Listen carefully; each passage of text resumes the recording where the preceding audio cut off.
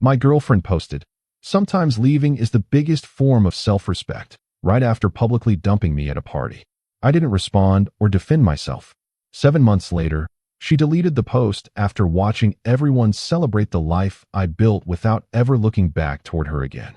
Sometimes leaving is the biggest form of self-respect. She said it out loud, not in a text, not in private, not even pulled to the side where nobody else could hear. She said it at Chase's party, standing on the back porch with 12 people watching, a red cup in her hand, and a smile that made it look rehearsed. I just stood there, and I didn't say a single word back. What I didn't know in that moment, what I couldn't have known while the music was still playing and someone let out a low whistle from the corner, was that the version of me who stayed quiet that night would eventually become the version of me that she couldn't stop watching. 7 months later, she deleted the post. If you enjoy real stories like this, subscribe, because what happened next changed everything for me. I was 24. Skylar was 23. We'd been together for almost 2 years. The first time I noticed something shifting, we were at brunch, just us, a Sunday, nothing special about it. She was scrolling her phone while I was talking, not glancing at a notification, full-on scrolling. I stopped mid-sentence. She looked up about 4 seconds later and said, "Sorry, what?" I told her it was nothing. It wasn't nothing, but I filed it somewhere in the back of my head and ordered another coffee and convinced myself that everyone gets distracted. The thing about Skylar was that she was magnetic, not in a way that made you feel good about yourself, in a way that made you feel like being near her was a privilege you hadn't fully earned yet. She had this energy that rooms responded to. People leaned toward her when she talked. She knew it. She was smart enough to use it softly, the way someone presses just hard enough to leave a mark without breaking the skin. I was into her in a way that made me overlook a lot. I think that's the most honest thing I can say about those 2 years. The party was at Chase's apartment in Midtown. Rooftop access, decent sound system, the kind of crowd that shows up looking like they're already somewhere better. Skylar had been quiet in the Uber on the way over. Not the comfortable kind of quiet. The kind where you can feel the person next to you already rehearsing something. I asked her if she was okay. She said, "I'm fine." She said it the way people say it when they want you to know they're not fine, but also don't want you to ask again. I didn't ask again. That was probably a mistake. We got there around 10. I knew maybe a third of the people. Chase was a friend from college, and a few of our mutual friends were already on the rooftop with drinks in hand. Bentley was there, which I was glad about. He's one of those people who makes any room feel less hostile just by existing in it. He handed me a drink when I walked in and said, "She good?" with a nod toward Skylar. I said, "Yeah, she's fine." He looked at me for a second longer than necessary. Then he turned back to the group. The first hour was normal. Skylar loosened up. She laughed at something Weston said, got into a conversation with Reagan near the railing. Seemed like she'd left whatever mood she brought with her in the Uber. I let myself relax. I was talking to Chase and 2 of his work friends about something completely unrelated when I felt it. That particular awareness you get when you realize the energy in a room is changed around you. I turned around. Skylar was standing maybe 15 feet away, and she was looking directly at me. Not warmly. "Can we talk for a second?" That's what she said. I walked over. The people around her hadn't moved. That should have been the signal. When someone wants to have a real conversation, they step away from the crowd. They find a corner. They lower their voice. They don't plant their feet in the middle of a group and keep their voice at a volume that carries. But I walked over anyway, because I still thought this was going to be private. "I think we both know this isn't working," she said. I looked at her. "Skylar, I'm serious. I've been thinking about this for a while." I glanced around. Nobody was pretending not to listen. A couple people had literally turned to face us. I said quietly, "Can we go somewhere else to talk about this?" She said, "I don't think that's necessary." And that's when I understood what was actually happening. This wasn't a conversation. This was a performance. She kept talking. Something about feeling unseen, feeling like she was doing all the emotional labor, feeling like I never matched her energy. Every sentence landed with the precision of someone who had practiced it. And maybe she had. Maybe she'd run through this in her bathroom mirror 3 times before we left the apartment. I don't know. What I know is that I stood there and I let her finish. I didn't interrupt. I didn't get loud. I didn't say, "You're doing this here?" in front of everyone. I just listened. And when she was done, there was this pause, the kind where everyone's waiting to see what the other person does. And I said nothing. I nodded once. And I walked away. Bentley caught up to me near the door. "You good?" "Yeah. That was..." "I know. He handed me his drink. I didn't take it. I thanked him, said goodnight to Chase on my way out, and I left. I was in the elevator going down when I finally felt it. Not embarrassment, exactly. Something colder than that. The feeling of watching yourself get used as a prop in someone else's story and realizing you handed them the stage. The elevator hit the lobby. I walked out into the street. The city was still going. Cabs, people, somebody laughing outside a bar across the street. And I just stood there for a second, and then I started walking. I didn't text her. She texted me at 1:17 a.m. Just one message. I hope you understand this was the right thing. I read it. I put my phone face down on the nightstand. I went to sleep. By the next morning, the post was up. Sometimes leaving is the biggest form of self-respect. 40-something likes within the first hour. Comments like, "You deserve so much better, babe." And that takes so much courage, and she finally did it. That last one told me everything I'd apparently missed about how she'd been framing this relationship to her friends for longer than I realized. She'd been building the exit ramp long before she used it. I looked at the post for maybe 30 seconds. Then I put my phone down and went to make coffee. I didn't respond. Not publicly. Not privately. I didn't post anything. I didn't send a long text explaining my side. I didn't call any of our mutual friends and try to manage the narrative. I just went quiet. And here's what I want to be honest about. The first 2 weeks were bad. Not because I was devastated over losing Skylar specifically. It was more like the humiliation had settled into my chest, and I was carrying it around everywhere I went. At the gym, I was fine. At work, I was fine. The second I was alone, it would come back.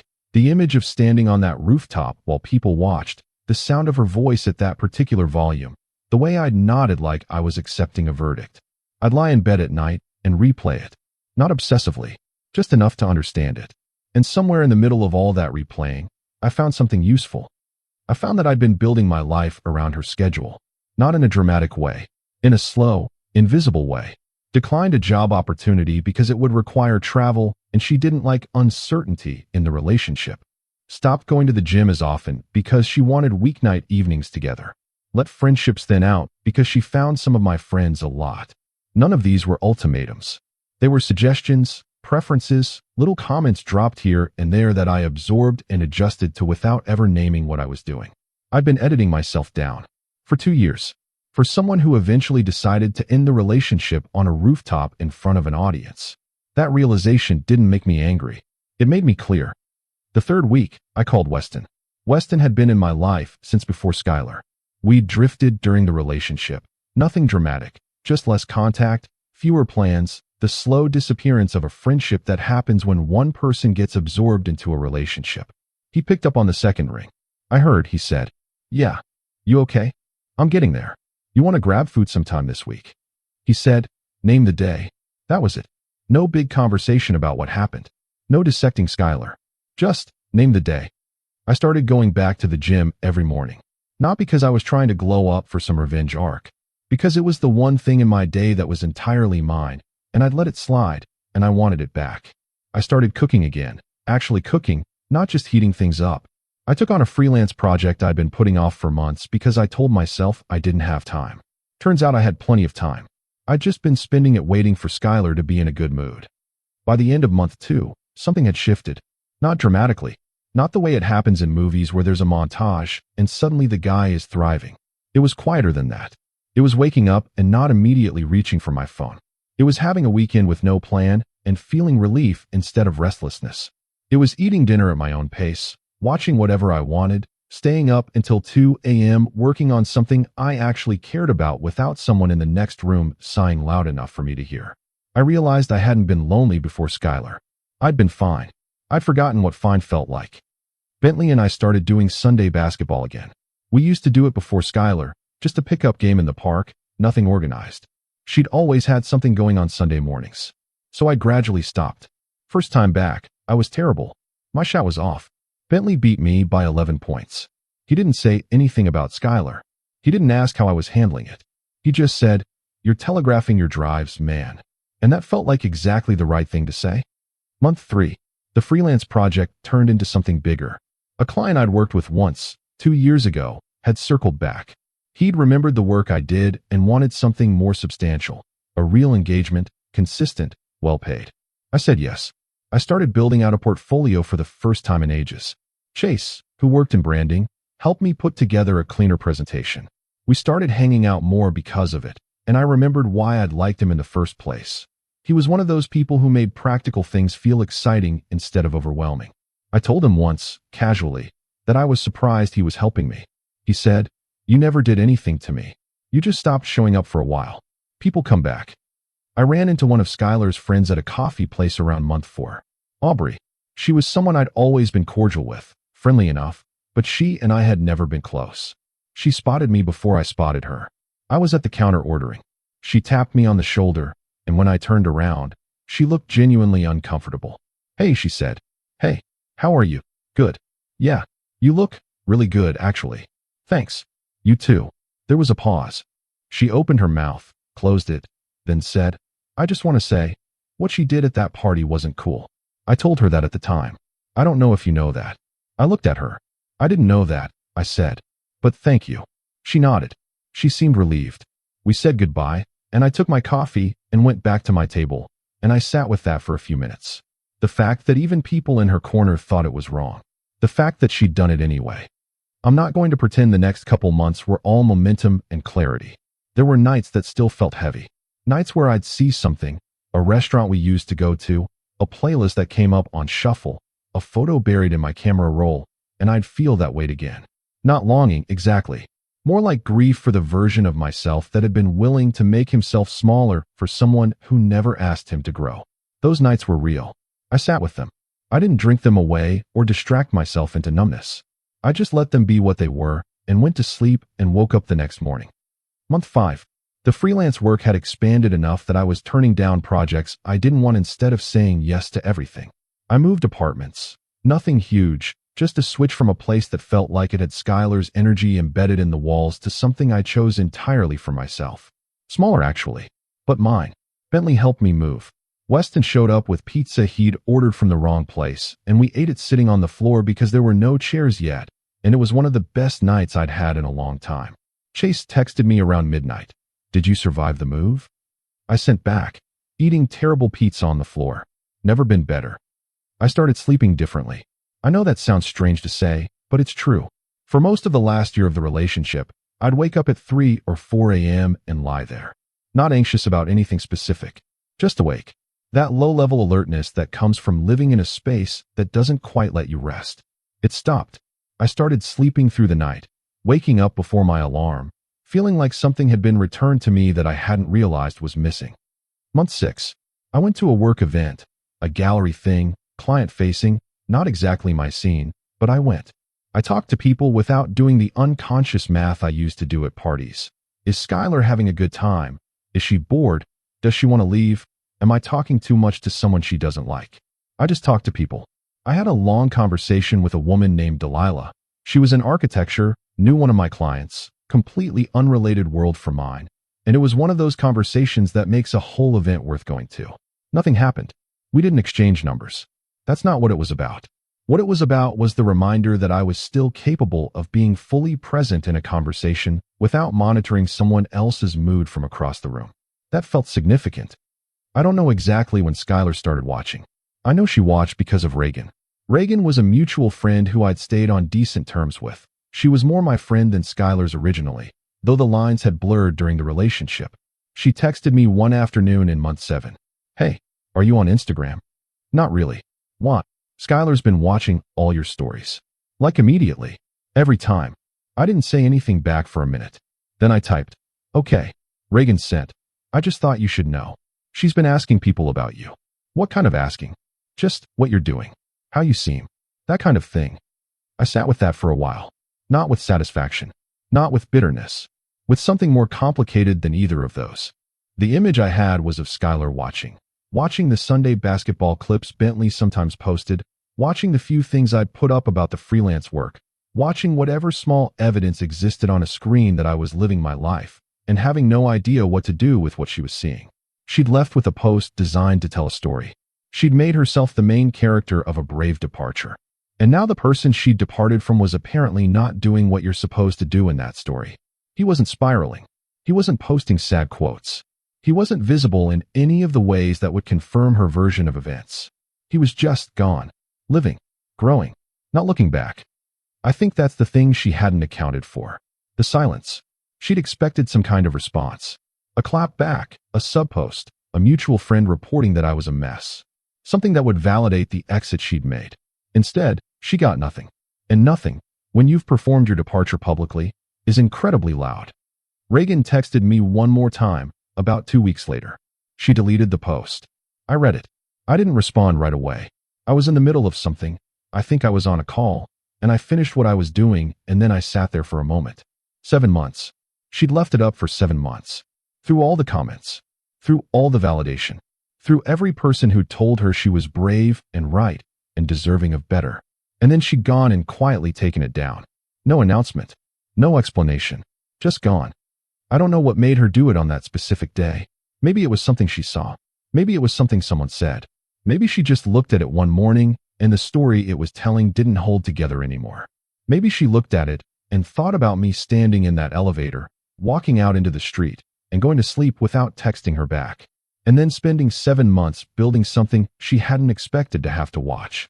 I'll never know which of those it was. Probably doesn't matter. What I know is this. I never said a word publicly. I never told my side of it.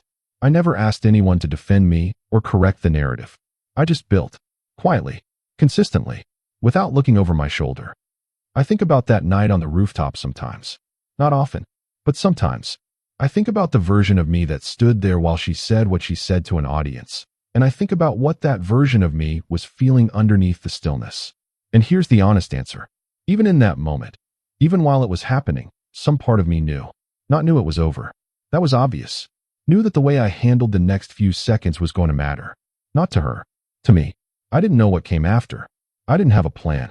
I just knew that the worst thing I could do was become loud in a moment designed to make me loud. So I nodded. And I walked away. And I never looked back. She deleted the post. I didn't celebrate. I didn't tell anyone. I didn't post anything. When Reagan texted me, I waited until later that evening and sent back a simple, "Thanks for telling me." That was all. Because the point was never for her to see me react. The point was never for anyone to see me react. The point was just to live. Fully. Without performing the living for anyone's benefit. There's something I want to say about the silence. Not as advice. Not as a lesson. Just as a thing that was true for me. When someone hurts you publicly, the instinct is to respond publicly. To make them understand what they did. To get people on your side. To correct the story before it sets. But every word you spend defending yourself is a word you're not spending building the thing they said you couldn't build. And every time you look over your shoulder to see if they're watching, you slow yourself down. I stopped looking over my shoulder around month 2. Maybe month 3. And I didn't look back until Reagan told me she'd been watching. And by then, there was enough behind me that looking back didn't feel threatening. It just felt like distance. I'm writing this out now not because I want to tell Skylar anything. I don't. I have nothing to say to her. I'm writing it because I remember being in that elevator, feeling that cold thing in my chest, and thinking, now what? And the answer ended up being so simple that I almost missed it. Keep going. Don't explain yourself. Don't perform your healing. Don't make your rebuilding into content for the person who broke you. Just go. Build. Sleep. Eat. Be with your actual people. Work on your actual things. Let the silence do what it does. Chase texted me a few weeks ago. He wanted to know if I was coming to a thing he was putting together. I said yes. He said, "Good. I'll put you on the list." Weston and Bentley were both going. We ended up on a rooftop again. Different building. Different part of the city. Same group of people. Weston, Bentley, Chase, a few others who'd been around long enough to deserve the word friends. At some point I was standing near the railing, drink in hand, looking out at the city. Bentley came and stood next to me. Neither of us said anything for a minute. Then he said, "You seem different." I said, "Yeah." He said, "Good different." I said, "I know." She deleted the post. And I was on a rooftop. And the city was loud and alive below us. And I wasn't thinking about her.